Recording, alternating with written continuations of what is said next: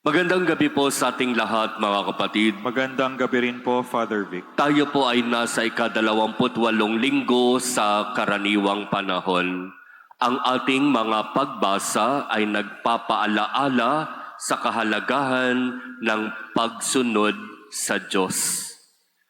Ang kabaligtaran ng pagsunod ay hindi pagsunod.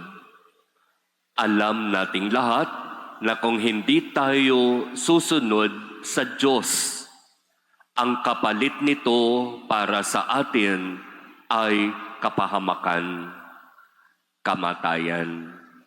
Kaya kung talagang susunod tayo sa kalooban at kagustuhan ng Diyos, magkakamit tayo ng nag-uumapaw na biyaya. Di ba ganyan ang naranasan ni Naaman dito sa unang pagbasa mula sa 2 aklat ng mga hari? Sa una, nagmatigas si Naaman. Bakit ako maliligo diyan sa ilog Jordan? Mas malinis ba ang ilog na yan kaysa sa ilog sa aming lugar?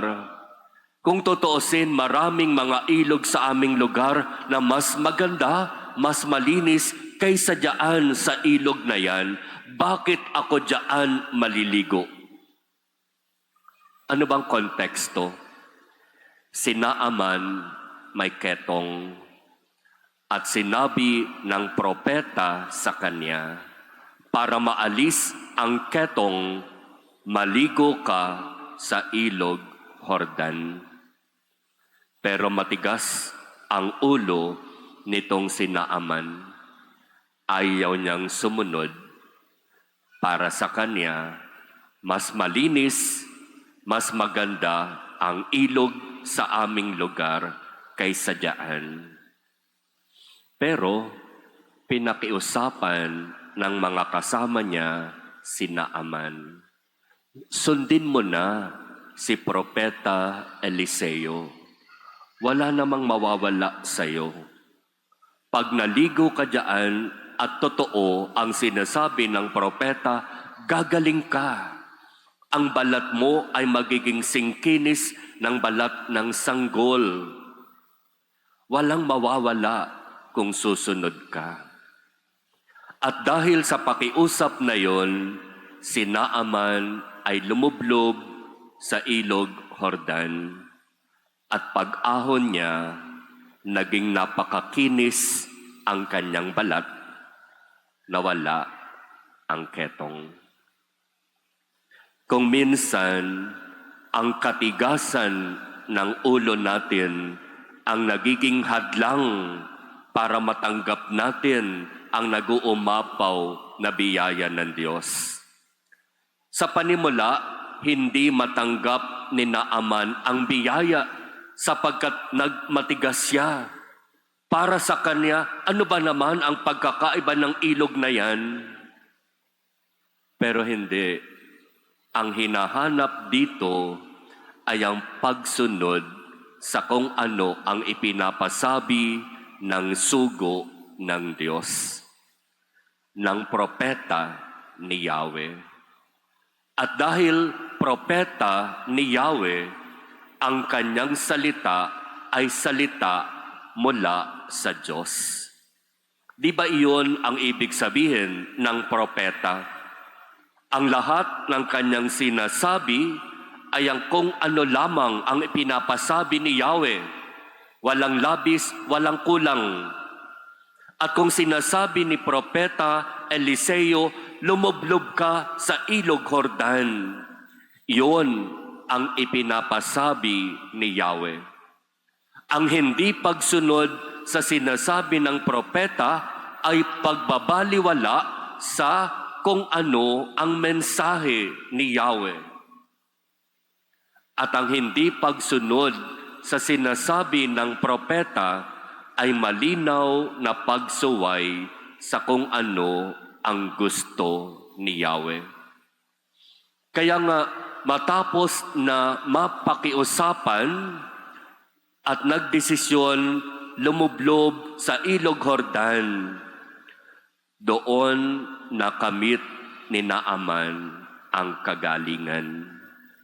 At pagkatapos noon, siya'y nanalig sa Diyos ni Propeta Eliseo.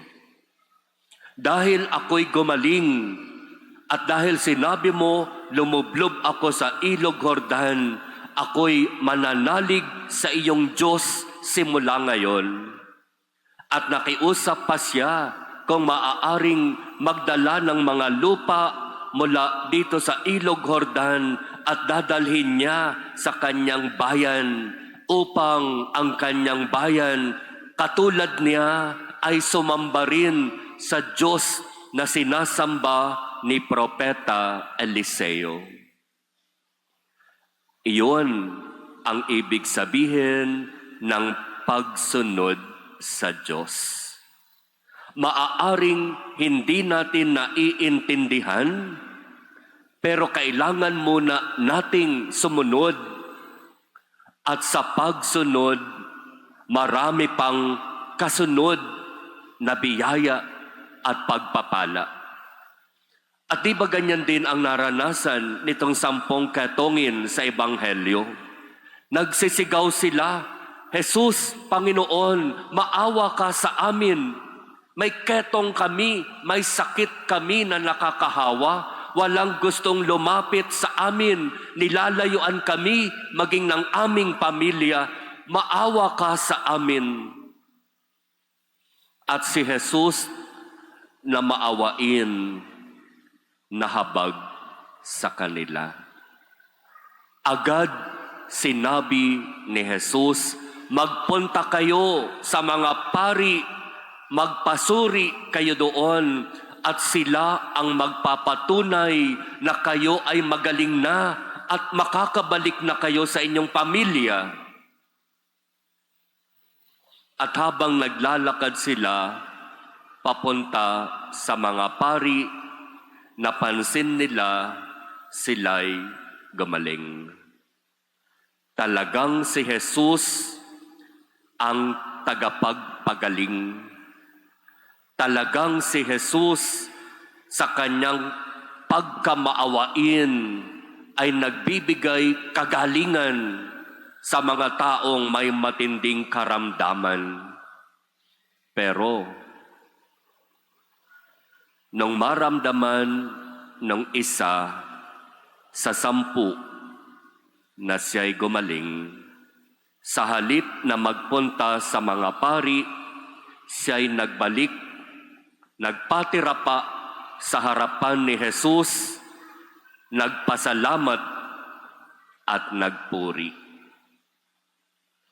Nasaan ang siyam? Wala bang nagbalik kung hindi itong dayuhan na ito? Mahalaga na malaman natin na sa 10, isa doon Samaritano, dayuhan, at siya pa nga ang bumalik para magpasalamat kay Jesus. Pero alam niyo ba, ang dayuhan, ang Samaritano, itinuturing sa panahon ni Jesus na marumi. Parang ang katulad ng isang dayuhan, ng isang Samaritano, ay isang taong may ketong. Marumi yan, Samaritano yan, dayuhan yan, hindi yan dapat kausapin, hindi yan dapat lapitan, hindi yan dapat pakisamahan, mahahawa tayo sa kanyang karumihan. Ganoon ang pagtingin ng mga Hudyo sa dayuhan katulad ng Samaritano. Pero tingnan mo nga naman kung sino pa yung itinuturing na marumi, kung sino pa yung taga-ibang lugar, siya pa ang nagkaroon ng pagnanais na bumalik at magpasalamat kay Jesus. At dahil sa kanyang pagbabalik para magpasalamat at magpuri kay Jesus, Mayroon pang dagdag na biyaya siyang tinanggap. Pinagaling na silang 10, pero dahil siya ang nagbalik, siya na nagbalik ay pinagkalooban ng kaligtasan. Humayo ka sa iyong lakad, pinagaling ka dahil sa iyong pananalig. Simula ngayon, magiging masaya ka na sapagkat ligtas ka na. Kung sa tingin ng mga Hudyo, ikay marumi, ikaw dayuhan, ikay taga-ibang lugar, sa mata ng Diyos, ikay pinagpala.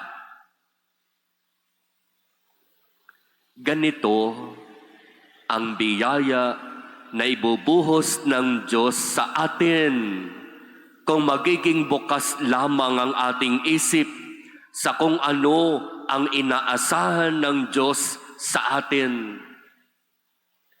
Napakaraming biyaya at pagpapala ang maaaring ibigay ng Diyos sa atin. Matuto lamang tayong bumalik at magpasalamat. Matuto lamang tayo na kumilala sa Diyos bilang maawain at nagpapagaling ng mga karamdaman. Ang Diyos ay nag-uumapaw sa biyaya. Ang biyayang iyan ay hindi niya kailanman aangkinin. Ang biyayang iyan ay para sa atin. Kung tayo lamang ay lalapit, magpapakababa, magbabalik loob, at kikilala sa Kanya.